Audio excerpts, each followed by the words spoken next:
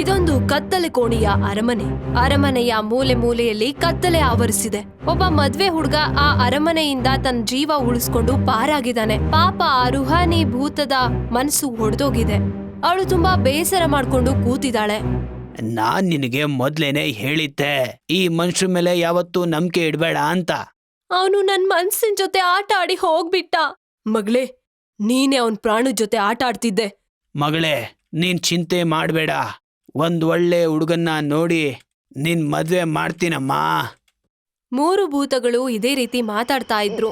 ಆಗ ಅಚಾನಕ್ ಆಗಿ ಒಂದು ಕಾರು ಅಲ್ಲಿಂದ ಪಾಸ್ ಆಗುತ್ತೆ. ನನಗನ್ಸುತ್ತೆ ಮತ್ತೆ ಯಾರೋ ಬಂದ್ರು ಅಂತ.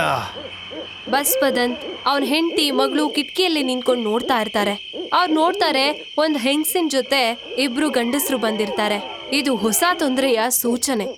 10 ದಿನ ಬಿಟ್ಟು ನನ್ ಮಗ ಲಂಡನ್ ಇಂದ ಬರ್ತಿದ್ದಾನೆ. ಅವನ್ ಬರೋ ಅಷ್ಟ್ರಲ್ಲಿ ಈ ಅರಮನೆ ರೆನೋವೇಷನ್ ಆಗ್ಬಿಡ್ಬೇಕು. ಅವನಿಲ್ಲೇ ಉಳ್ಕೊಳ್ಳೋದು. ಕೆಲ್ಸ ಮುಗಿದ್ಮೇಲೆ ನೀವು ನನ್ನ ಹತ್ರ ದುಡ್ಡು ತಗೊಳ್ಳಿ. ಆಯ್ತು ಮೇಡಮ್, ಎಲ್ಲ ಮುಗಿಸ್ಕೊಡ್ತೀನಿ. ಇದನ್ನ ಕೇಳಿ ಬಸ್ಪದಂತ್ನ ಕೋಪ ವಿಪರೀತ ಹೆಚ್ಚಾಗುತ್ತೆ. ಅವನ ಮನಸ್ಸಲ್ಲಿ ಇನ್ನೂ ಹೆಚ್ಚು ಭಯ ಮೂಡುತ್ತೆ. ರಿನೋವೇಷನ್ ಮಾಡ್ಕೊಳ್ಳಿ, ಆದ್ರೆ ಇಲ್ಲಿರೋದು ಮಾತ್ರ ನಾವೇ, ನಿಮ್ಮ ಮಗ ಅಲ್ಲ. ಕೆಲ್ಸಗಾರರು ಕೆಲ್ಸದಲ್ಲಿ ಮುಳುಗೋಗಿದ್ರು. ಆದ್ರೆ ಈ ಅರಮನೆ ಸಾಧಾರಣವಾದ ಅರಮನೆ ಅಲ್ಲ. ಈ ಮನೆಯ ಪ್ರತಿಯೊಂದು ಗೋಡೆ ಮೇಲೂ ಆಘಾತ ಬಚ್ಚಿಟ್ಕೊಂಡಿದೆ.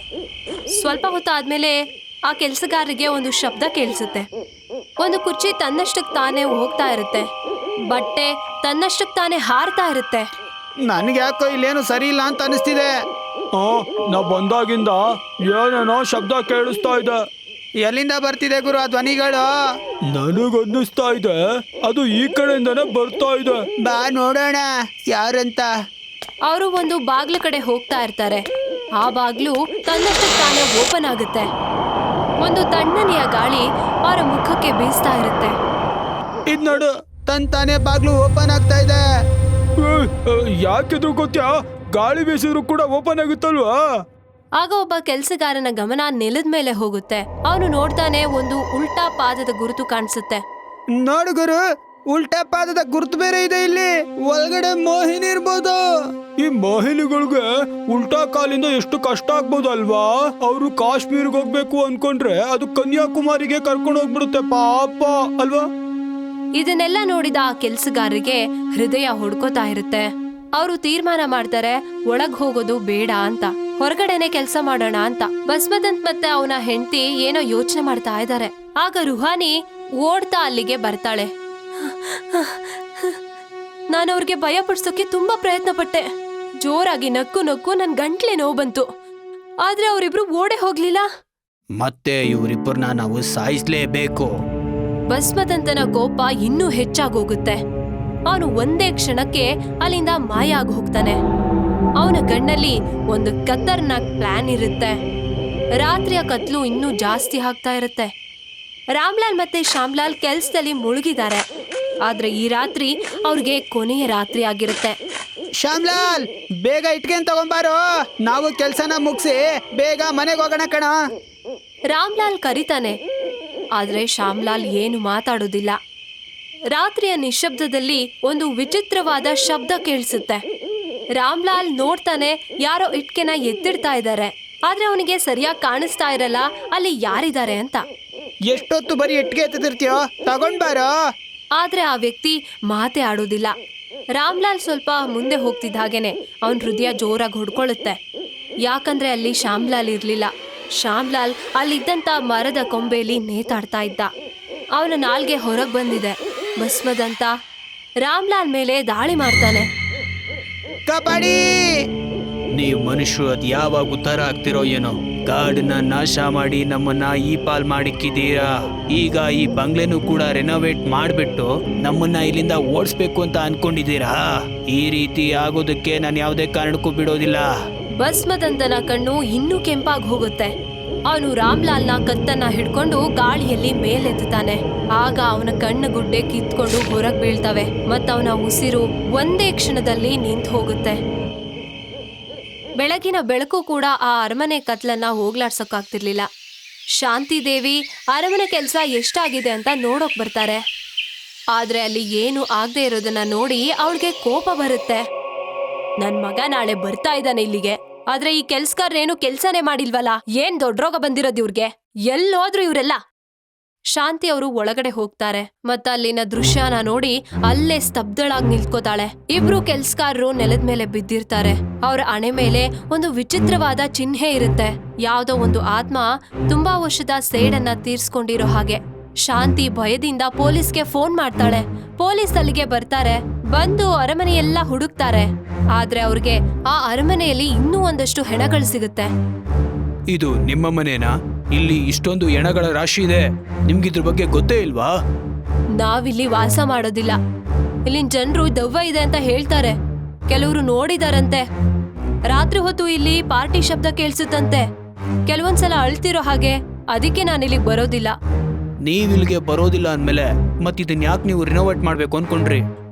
ನನ್ ಮಗ ನಾಳೆ ಲಂಡನ್ ಇಂದ ಬರ್ತಿದ್ದಾನೆ. ಅವ್ನ್ ಬಂದ್ಮೇಲೆ ಅರಮನೆಲೇ ಇರೋದು ಅಂತ ಅವ್ನ್ ಹಠ ಮಾಡ್ತಿದ್ದಾನೆ ಸರ್. ಅದಕ್ಕೆ ಇದನ್ನ ರಿನೋವೇಟ್ ಮಾಡ್ತಾ ಇದ್ವಿ. ಪೊಲೀಸರಿಗೆ ಆ ಹೆಣದ ಮೇಲೆ ಒಂದು ವಿಚಿತ್ರವಾದ ಚಿಹ್ನೆ ಕಾಣಿಸುತ್ತೆ. ಇದು ಸಾಧಾರಣ ಕೊಲೆ ಅಲ್ಲ, ಯಾವ್ದೋ ಸೇಡಿನ ಕೊಲೆ ಅನ್ನೋದು ಅವ್ರಿಗೆ ಅರ್ಥ ಆಗುತ್ತೆ. ಶಾಂತಿ ಅವರೇ ನೋಡಿ, ಶವ ಮೇಲಿರುವಂತ ಗುರುತು ಹೇಳ್ತಾ ಇದೆ ಇದು ಸಾಮಾನ್ಯ ಮರ್ಡರ್ ಅಲ್ಲ ಅಂತ. ಬದಲಿಗೆ ಇದು ವಿಚಿತ್ರವಾದ ಮರ್ಡರ್. ನನಗನ್ಸುತ್ತೆ ನೀವು ಒಬ್ಬ ತಾಂತ್ರಿಕನ ಭೇಟಿ ಆಗೋದು ಒಳ್ಳೇದು.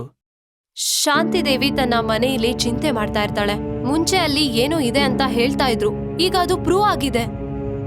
ಆಗ ಲಂಡನ್ ನಿಂದ ಅವ್ರ ಮಗ ಆದಿತ್ಯ ಬರ್ತಾನೆ. ಅಮ್ಮ, ಯಾಕೆ ನೀನ್ ಚಿಂತೆ ಮಾಡ್ತಿದ್ಯಾ? ಮಗನೇ, ಮುಂಚೆ ಜನ ಎಲ್ಲ ಹೇಳ್ತಿದ್ರು ಆ ಕತ್ತಲೆ ಅರಮನೆಯಲ್ಲಿ ದೆವ್ವ ಇದೆ ಅಂತ. ಆದ್ರೆ ನಿನ್ನೆ ನಾನೇ ನನ್ ಕಣ್ಣಾರೆ ನೋಡಿದ್ದೀನಿ ಆದಿತ್ಯ. ಈ ಭೂತ ಗೀತ ಎಲ್ಲ ಏನು ಇರಲ್ಲ ಕಣಮ್ಮ, ಇದೆಲ್ಲ ಬರೀ ಭ್ರಮೆ ಅಷ್ಟೇಮ್ಮ. ನಿನ್ನೆ ತಾನೇ ಆ ಅರಮನೆಯಿಂದ 5 ಹೆಣಗಳನ್ನ ನೋಡಿದೀವಿ. ಮತ್ತೆ ಎಲ್ಲರ ಶರೀರದಲ್ಲಿ ಒಂದು ವಿಚಿತ್ರವಾದ ಮಾರ್ಕ್ ಇತ್ತು. ಅದೇ ಹೇಳುತ್ತೆ ಅವ್ರನ್ನ ಯಾವ್ದೋ ದೆವ್ವ ಸಾಯಿಸಿದೆ ಅಂತ. ಸರಿ, ಒಂದ್ ವೇಳೆ ಭೂತ ಇದ್ರೆ ಅದ್ ನನಗೂ ಸಿಗುತ್ತಲ್ವಾ?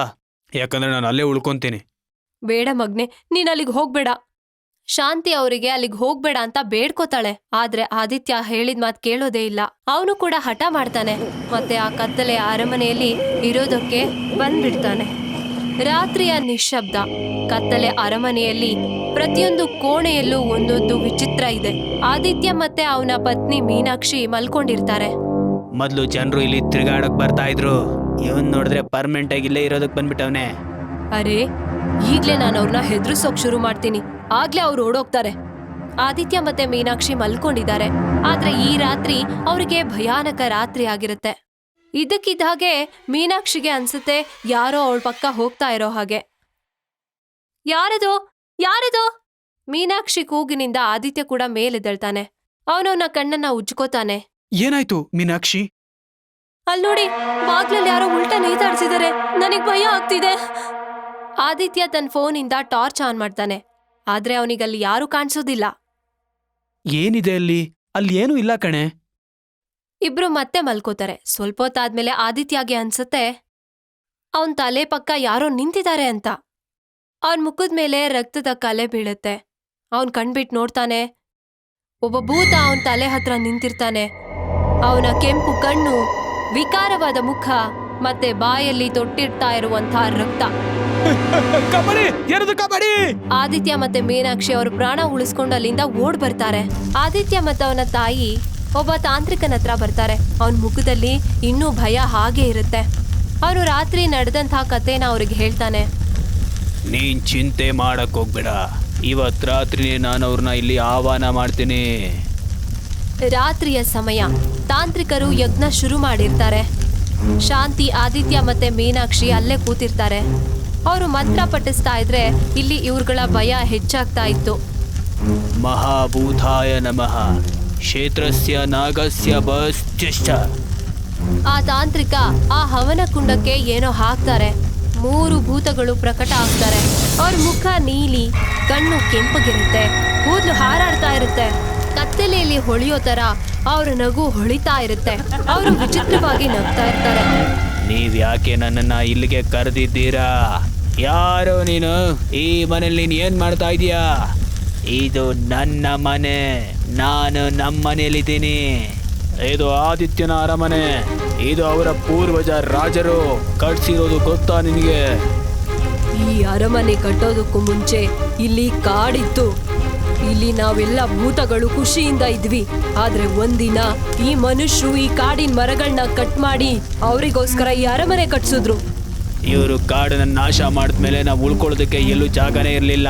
ಅದಕ್ಕೆ ಈ ಅರಮನೆಯಲ್ಲಿ ಉಳ್ಕೋತಾ ಇದೀವಿ. ಎಲ್ಲಿಂದ ಹೊರಟೋಗಿ, ಇಲ್ಲ ಅಂದ್ರೆ ನಾನು ನಿಮ್ಮನ್ನ ಈಗಲೇ ಬಂದಿ ಮಾಡ್ಬಿಡ್ತೀನಿ. ನಾನು ಎಲ್ಲಿಗೂ ಹೋಗೋದಿಲ್ಲ. ಮನುಷ್ಯರ ಬಗ್ಗೆನೇ ಎಲ್ಲರೂ ಯೋಚನೆ ಮಾಡ್ತಾರೆ, ನಮ್ಮಂತ ಭೂತಗಳ ಬಗ್ಗೆ ಯಾಕೆ ಯಾರು ಯೋಚನೆ ಮಾಡಲ್ಲ. ಈ ಊರಲ್ಲಿ ನಾವಿರೋದಕ್ಕೆ ಯಾವ ಜಾಗನೂ ಉಳಿಸಿಲ್ಲ ಇವರು. ಎಲ್ಲಿಗೆ ಹೋಗ್ಬೇಕು ನಾವು? ಹಾಗಾದ್ರೆ ನಾನು ನಿಮ್ಮನ್ನ ಬಂದಿ ಮಾಡ್ತೇನೆ. ತಾಂತ್ರಿಕ ಮಂತ್ರ ಹೇಳೋಕ್ ಶುರು ಮಾಡ್ತಾರೆ. ಅವರ ಪ್ರತಿ ಶಬ್ದದ ಜೊತೆಗೆ ಗಾಳಿ ತಣ್ಣಗಾಗುತ್ತೆ. ಆಗ ಆದಿತ್ಯ ಮಾತಾಡೋಕ್ ಶುರು ಮಾಡ್ತಾನೆ. ನಿಲ್ಸಿ ತಾಂತ್ರಿಕರೇ, ನೀವು ಇವ್ರಿಗೆ ಏನು ಮಾಡಬೇಡಿ. ಇವ್ರು ನಿಜ ಹೇಳ್ತಿದ್ದಾರೆ. ಇದು ಅವರ ಮನೆ. ಮುಂಚೆ ಇಲ್ಲಿ ಕಾಡಿತ್ತು. ನಾವು ಅವ್ರ ಮನೆನ ಕಿತ್ಕೊಂಡಿದೀವಿ. ಅದಕ್ಕೆ ನಾನೇ ಅರಮನೆನ ಬಿಟ್ಟು ಹೋಗ್ತೀನಿ. ಆದಿತ್ಯನ ಮಾತು ಕೇಳಿ ಬಸ್ಪದಂತ್ ಮತ್ತವರ ಕುಟುಂಬದವರ ಮುಖದಲ್ಲಿ ಸಂತೋಷ ಮೂಡುತ್ತೆ. ಆದಿತ್ಯ ತನ್ನ ಪರಿವಾರದವ್ರ ಜೊತೆ ಅಲ್ಲಿಂದ ದೂರ ಹೋಗ್ಬಿಡ್ತಾನೆ. ಮತ್ತೆ ಒಬ್ರು ವಕೀಲರನ್ನ ಕರೆಸಿ ಭೂತಗಳ ಹೆಸರಲ್ಲಿ ಆ ಅರಮನೆಯನ್ನ ದಾನ ಮಾಡ್ಬಿಡ್ತಾನೆ. ಆಗ ಆ ಊರಿನ ಎಲ್ಲಾ ಭೂತಗಳು ಆ ಅರಮನೆಗೆ ಬಂದು ಸೇರ್ಕೊಂಡ್ಬಿಡ್ತವೆ.